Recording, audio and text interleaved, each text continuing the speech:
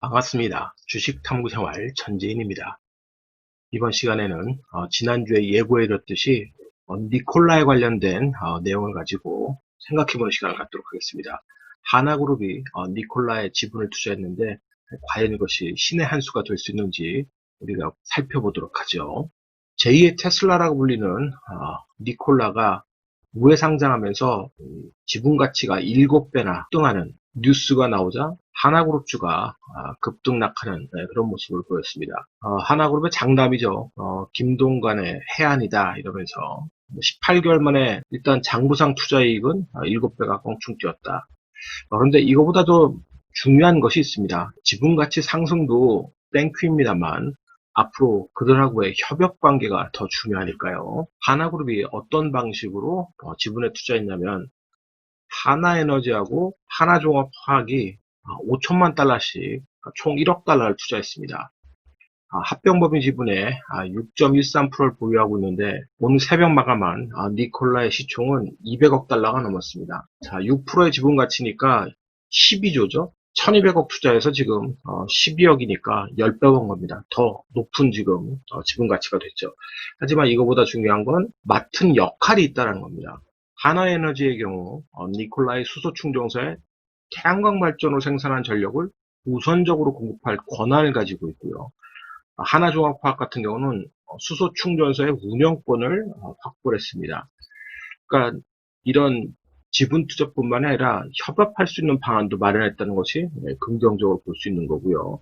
그리고 니콜라 같은 경우 하나뿐만 아니라 독일의 보쉬라든지 이탈리아 CNH 인더스트리얼 이런 그 회사들로부터 초기 투자를 받아서 향후 수소 1회 충전으로 1200마일까지 주행할 수 있는 수소 트럭을 개발하겠다. 이런 비전도 제시하고 있고요. 이미 100억 달러가 넘는 14,000대 이상의 수소 트럭을 선주문 받아놓은 상태라고도 밝혔죠. 그러니까 이런 뉴스들이 있다 보니까 또 바로 그냥 그 다음날 주가가 100%나 상승하는 아주 놀라운 그런 모습을 보여주기도 했습니다. 물론 그때 이후에 다시 또 조정을 받고 지금은 60달러 근처에 있으니까요. 하지만 니콜라 같은 경우는 트럭이 출시도 안 됐습니다. 판매도 되지 않은 그런 매출이 빵인 상태에서 이런 시총을 받는다는 게 정말 시장 참여자로서 놀라울 따름이죠. 그만큼 시장이 친환경차 또 신기술에 대한 기대감이 고스란히 녹아져 있는 겁니다. 물론 여기에 유동성도 한몫하는 거고요. 그러면 하나그룹에서 투자했던 하나에너지하고 하나종합화학이 어떤 지분 구조를 또 갖는지 우리가 살펴보죠. 하나에너지 같은 경우는 H솔루션이 지분 100%를 가지고 있습니다. 이 H솔루션의 주주들은 김동관을 비롯해서 삼형제 있죠. 김승현 회장의 삼형제가 이 지분 100%를 다 보유하고 있기 때문에 가족회사예요. 그런데 하나에너지 지분을 100% 갖고 있습니다. 아주 뭐 대박이 난 거죠 이번에. 하나종합화학 같은 경우는 하나솔루션 지금 상장되어 있는 하나솔루션이 36.05%, 하나에너지가 39.16%. 그런데 조금 전에 보셨듯이 하나에너지 같은 경우 H솔루션이 100% 지분을 갖고 있잖아요. 가족회사가 100% 갖고 있는 하나에너지에 하나종합화학의 지분을 39.16%를 또 가지고 있다. 엄청난 겁니다. 만약에 니콜라가 계획한 대로 사업이 진행돼서 제2의 테슬라가 된다면 삼형제는 정말 노박이 나는 거죠. 그럼 왜 이렇게 시장에서 이 니콜라에 대한 기대감이 높을까? 그들의 주요 사업을 보면요. 이미 시장에 기대감을 받고 있는 니콜라 1, 여기에 이제 니콜라 2하고 니콜라 트레가 있습니다. 자, 이것들은 이제 앞으로 개발해가지고 출시할 거다라는 거고요. 그리고 6월 29일 올해죠. 예약 판매 예정인 픽업 트럭이 있습니다. 니콜라 베저라고 해서 이것이 과연 얼마나 시장에 관심을 받을지 굉장히 주목이 되고 있습니다. 6월 29일 날 또 이 예약이 시작이 되면서 니콜라 월드에 대한 비전을 또 제시한다고 하니까 그 비전 제시하고 이 예약 판매가 어떻게 이루어지는지에 따라서 니콜라는 또 한번 출렁거릴 가능성이 있다고 봐야 되겠죠. 이 그림을 조금 더 보면요. 여러분들 이제 홈페이지에 가시면 좀 더 다양한 그림하고 동영상도 보실 수 있으니까 니콜라에 관심 있는 분들은 홈페이지를 한번 방문해 보세요. 트럭의 모양도 뭐 나쁘지 않습니다. 괜찮죠. 내부의 모습도 보면 테슬라 분위기가 나죠. 모니터가 크게 장착이 되어 있어서 시원한 또 개방감도 주고 있고요. 자, 제로백이 2.9초입니다. 상당히 빠른 제로백을 갖고 있죠. 전기차 같이 상당히 빠른 제로백을 갖고 있습니다. 그리고 이 특징이 하나가 전기 배터리로 300마일을 가고요. 연료전지로 300마일을 갈 수 있게끔 설계됐습니다. 재밌는 방식이죠. 그래서 무려 600마일이나 주행거리를 나타낼 수 있으니까 상당히 이 부분도 특이점이라고 볼 수 있을 것 같아요. 자, 그런데 이런 그 좋은 소식들만 있는 게 아니라 이 블룸버그에서는 찬물을 좀 끼얹는 그런 보도도 나왔습니다. 자, 니콜라 사업이 거품이다. 블룸버그에서 니콜라는 껍데기밖에 없다 이거예요. 니콜라 1을 2016년에 공개했었는데 그때 수소연료전지를 공개한 게 아니라 그냥 껍데기 뿌리 없는 차를 공개하고 과장되게 홍보했다. 이런 논란이 있었기 때문에 지금의 이 니콜라 같은 것은 거의 뻥일 가능성이 많다 이거죠. 실질적으로 2023년에 니콜라 1이 과연 출시될 수 있느냐? 불가능할 거다 이렇게 보고 있는 겁니다. 그리고 또 공매도 세력들이 예의주시하면서 이 니콜라를 공매도 칠 기회만 노리고 있죠. 자, 그러면 과연 이 니콜라의 CEO가 여러 군데 다국적 기업들로부터 투자받아서 사기를 칠 수 있는 인물인지 아니면 뭔가 과거에 성과를 만들어냈었던 인물인지 우리가 한번 또 살펴봐야 되겠죠. 니콜라의 창립자 겸 회장은 트레버 밀턴입니다. 특히 그가 여러 이슈에 있는 이유 중에 하나는 학력 문제가 있기 때문에 그래요. 그가 만약에 아이브리그에 대학을 나오고 여러 학위를 갖고 있다 그러면 그것만으로도 일단 논란이 조금 작을 수도 있을 겁니다. 유타밸리 스테이트 컬리지라는 데에서 한 학기만 참석을 할 정도입니다. 그의 학벌이 그렇게 두드러지지 못하다는 것, 이런 것들이 트레버 밀턴을 테슬라의 CEO인 일론 머스크하고 비교하면서 자꾸 깎아내리려고 하는 분위기가 있고요. 하지만 그는 이 니콜라 모터 컴퍼니를 창립하기 전에 이미 여러 기업들을 창립해서 성공을 시켰던 전력이 있습니다. 자, 보시면 미국 최대 철강공업체인 워싱턴 인더스트리얼스에 인수된 천연가스 저장 기술 회사인 디하이브리드 시스템 LLC의 CEO이자 창업자입니다. 자, 미국 최대 철강공업체에다가 본인의 회사를 팔았어요. 그리고 그 회사를 창립 이전에는 디하이브리드 INC의 CEO이자 창립자였다. 이것은 디젤 엔진을 재교정해서 천연가스와 디젤을 모두 배치해서 배기가스를 줄이는 기술을 갖고 있는 거죠. 그러니까 모두 친환경과 관련되어 있는 그런 기술 회사들을 창립해가지고 성공을 시켰던 그런 인물입니다. 자, 수소연료전지도 마찬가지죠. 친환경 쪽 아니겠습니까? 친환경 기업에 대한 이해도가 높다 보니까 수소차 관련된 아이디어를 가지고 사업을 진행할 수 있었던 거죠. 특히 여러 다국적 기업이 투자한 배경은 타겟팅을 잘했기 때문에 그렇습니다. 다시 이 사업 구조를 잘 보시면요. 자, 트럭을 만든다. 이 트럭을 만들기 위해서는 장거리 주행이 가능해야 됩니다. 그런데 전기차 배터리를 가지고는 장거리 주행을 하기가 어렵죠. 지금도 배터리 가지고 600km, 700km 가는 게 쉽지 않잖아요. 그런데 트럭같이 대용량의 그런 배터리를 장착하려면 무게가 많이 나가고 또 장거리를 가기가 무척 어려울 겁니다. 근데 수소연료 같은 경우는 연료전지 탱크만 뭐 이런 데다가 넣을 수도 있겠죠. 뭐 이런 데다가 넣든지 이런 데다가 넣든지 그렇게 그 연료 탱크를 놓고 수소 충전만 잘 하면 주행거리는 문제가 없다는 소리예요. 1000km 정도는 그냥 갈 수 있는 겁니다. 그러니까 굉장히 유리하죠.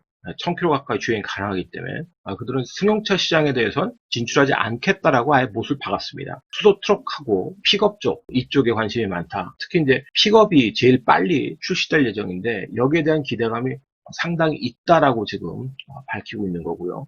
그리고 주 수입업은 트럭을 팔아서 파는 수입업보다 이 수소 충전 이쪽에서 수입을 만들어내겠다라고 생각을 하고 있습니다. 미국 내에만 700개의 그런 수소 충전소를 앞으로 만들 계획인데 최장 7년 정도 시간이 걸릴 거라고 지금 회사 측에서는 얘기하고 있고 일단 먼저 5개 정도를 만들어내겠다라고 얘기하고 있습니다. 그러면 이제 투자자 입장에서는 이 픽업 트럭이 과연 제때 출시가 되는지 이 픽업 트럭도 OEM 방식입니다. 본인들이 직접 이 픽업 트럭을 만든 게 아니라 설계해서 기술을 전수해주면 그쪽에서 만드는 거예요. 이 OEM 회사도 지금 거의 지금 마무리가 됐다라고 얘기를 하고 있는데 과연 그렇게 잘 진행이 될지 정말 말로도 지금 다 때우고 있기 때문에 투자자로서는 기대도 되지만 불안도 건 사실입니다. 그리고 블룸버그에서 이거 다 사기다라고 자꾸 얘기하는 것도 아니 뭐 보여주는 게 없어서 더 그래요. 공장을 보여준 것도 아니고 또 OEM으로 한다 그러니까 더더욱 그렇고요. 자, 그런데 만약에 이것이 진짜로 성공해낸다면 제2의 테슬라가 되지 말란 법도 없겠죠. 특히 6월 29일 날 이 예약 판매될 때 과연 얼마나 많은 사람들이 예약을 하게 되고 또 이날쯤에서 이날 당일날일 수도 있고요. 뭐 하루 이틀 지날 수도 있겠습니다만 지금 회사 측에서 얘기하는 것은 이날 당일날에 니콜라 월드에 대한 비전을 제시할 거라 그랬는데 이때 어떤 비전이 나오는지 니콜라에 관심 있는 투자자라면 꼭 살펴봐야 되겠죠. 자, 그리고 이제 기술적인 부분을 보겠습니다. 자, 테슬라의 주가의 흐름인데요. 테슬라가 2012년 이후에 차가 출시돼서 문제없이 차가 팔리더라. 많은 양은 아니지만 그래도 미국 내에서 세컨드카로 테슬라가 괜찮네라고 얘기들이 나오고 또 중국 시장 진출에 대한 얘기들이 나오고 기대감이 있으면서 주가가 오랫동안 박스권에 갇혀 있다가 한 단계 상승을 합니다. 자, 레벨업 하고 나서도 계속해서 옆으로 박스권으로 횡보를 하죠. 주가가 급등락하면서 횡보를 하고 다시 또 한 단계 지금 레벨업을 했습니다. 자, 이렇게 단계별로 거쳤듯이 니콜라도 마찬가지가 되겠죠. 지금 차가 팔리지도 않고 양산도 안 된 상태입니다. 그런데 주가만 떴어요. 자, 니콜라의 흐름을 보시면 합병 이슈에 대한 것 때문에 주가가 한번 떴다가 합병하고 나서 드디어 이제 상장이 됐습니다. 자, 그리고 주가가 급등한 모습이에요. 하루 만에 더블 갔으니까. 자, 이제 이렇게 급등하고 니콜라가 다시 횡보 구간에 들어왔습니다. 자, 그런데 여전히 시장에는 불확실성이 존재하죠. 차도 안 나왔고 정말 기술이 있는지 없는지도 모르겠고 그렇죠? 차가 출시 때도 문제가 있을지 없을지도 모르고 아무것도 모르는 거 아니에요. 단지 기대감만 갖고 이렇게 움직이는 거 아니겠습니까? 그런데 여기서 이렇게 섣불리 당장의 어떤 기대감만 갖고 투자했다가 그것이 잘못됐을 때는 그냥 순식간에 꼬꾸라집니다. 미국은 상한가 가 없잖아요. 좋을 때 뭐 더블도 가지만 나쁠 때 50%, 70%, 80% 그냥 훅 갈 수 있다는 겁니다. 한 방에. 그걸 감수할 수 있는 투자자라면 투자를 하는 거고 나는 그거 도저히 감수 못한다 그러면 하면 안 되겠죠.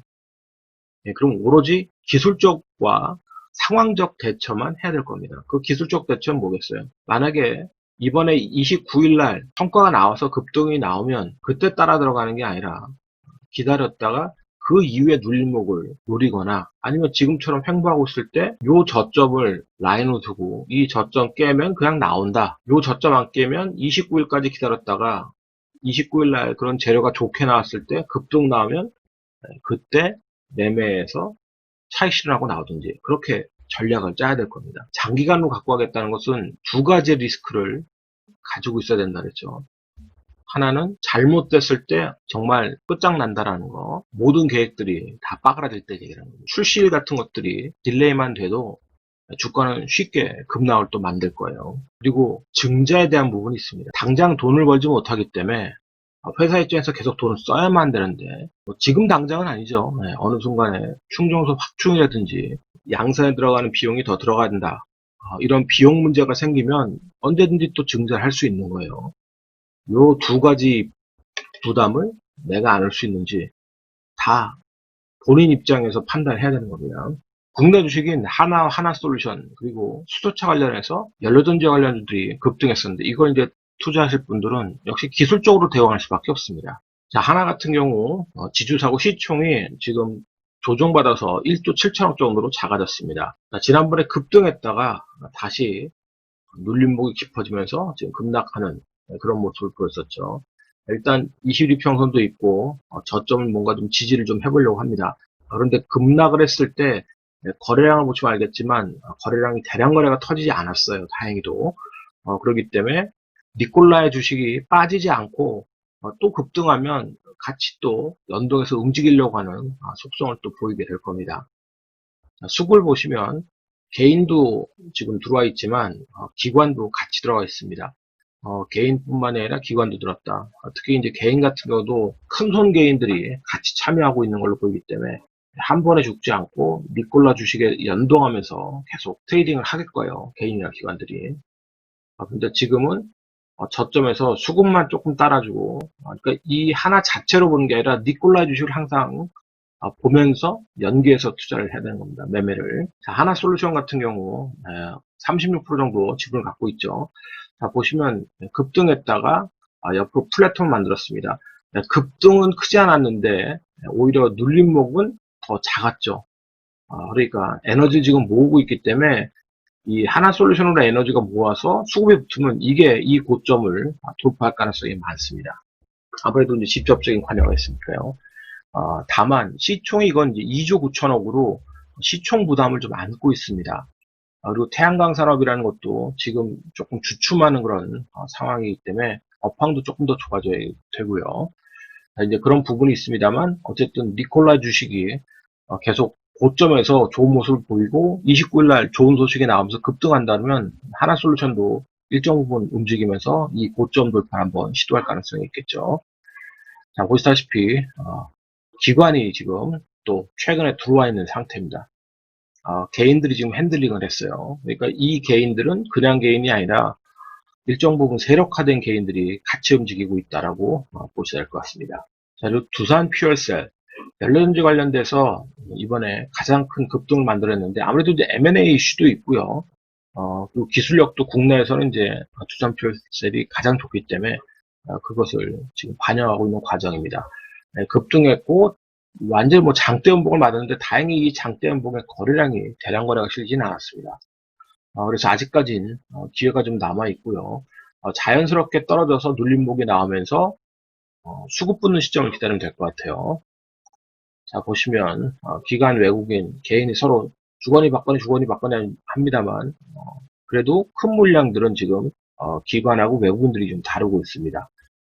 자, 그래서 이 저점, 이런 저점이 깨지는지 한번 보시고요. 지난 저점이 안 깨지고 자연스럽게 21일 평소 올라오는 상황에서 니콜라이 주식이 괜찮은 두산 퓨얼셀도 또 장중에 수급이 언제든지 한 번씩 붙어줄 수 있는 종목은 돼요. 대신에 단타만 해야 될 겁니다. 지금 워낙 고점에 있기 때문에 손절선 확실히 만들고 대응을 해야 되겠죠. SPL셀 같은 경우도 두산 퓨얼셀이 급등하니까 후발주로 나와서 급등을 했습니다. 자, 급등하고 나서 지금 에너지를 모으는 과정입니다. 자, 이렇게 박스권을 만들었죠. 에너지를 모으는 과정인데 거래량을 죽이고 음봉에서도 대량 거래 붙지 않고 아직 살아 있습니다. 대신에 이제 거래량 자체가 아주 크지 않은 종목이기 때문에 수급도 그렇게 지금 활발하게 붙지는 않고 있어요. 시총이 1700으로 작습니다. 그런데 보시다시피 이제 유통 물량도 570만 주밖에 안 돼요. 시총이 작고 유통 물량도 작기 때문에 조금만 물량이 붙어도 순식간에 급등 나가를 할 수 있는 종목이라서 매매하기가 쉬운 종목은 아닙니다. 그래서 철저하게 이 종목도 마찬가지로 저점에서만 여러분들이 관심 갖고 보셔야 되고 리스크 손절 라인은 딱 정해놓고 그 자리 깨면 내가 빠져나왔다가 회복하거나 수급 붙거나 이럴 때만 단타로 대응한다 이렇게 생각하시는 게 좋을 것 같아요. 니콜라 관련해서는 우리나라뿐만 아니라 지금 월가에서도 계속 화제를 만들어내고 있습니다. 이렇게 시장에 이슈가 될 때는 전면에 나서는 사람이 약간의 쇼맨십도 필요한데 인터뷰하는 걸 보니까 이 니콜라의 회장도 약간의 쇼맨십도 있는 그런 인물로 보여요. 그렇기 때문에 매스컴을 계속 잘 활용할 것 같습니다. 그래서 29일 날 나오는 얘기에 주목해 보시고요. 이런 거 보면 참 씁쓸한 것도 있죠. 수소차 관련해서는 국내에서는 이제 현대차가 SUV 쪽으로 먼저 진출하면서 시장에 관심에서 좀 멀어져 있는 상태입니다. 물론 수소 트럭도 현대도 지금 만들어냈어요. 넵튠이라고 해서 수소 트럭, 수소 버스 이런 거 다 만들어냈는데 중요한 것은 미국에서 활동할 수 있느냐 없느냐가 가장 중요한 겁니다, 사실은. 그래야 이슈가 되고 관심을 받게 되니까요. 미국이라는 상징성이 얼마나 중요한지 다시금 이번 시장 상황에서 볼 수 있네요. 오늘자 한 줄 요약. 혁신에 환호하는 미국의 힘. 이 영상이 도움이 되셨다면 좋아요, 구독하기 부탁드리고요. 저는 다음 시간에 또 뵙도록 하겠습니다. 고맙습니다. 전지인이었습니다.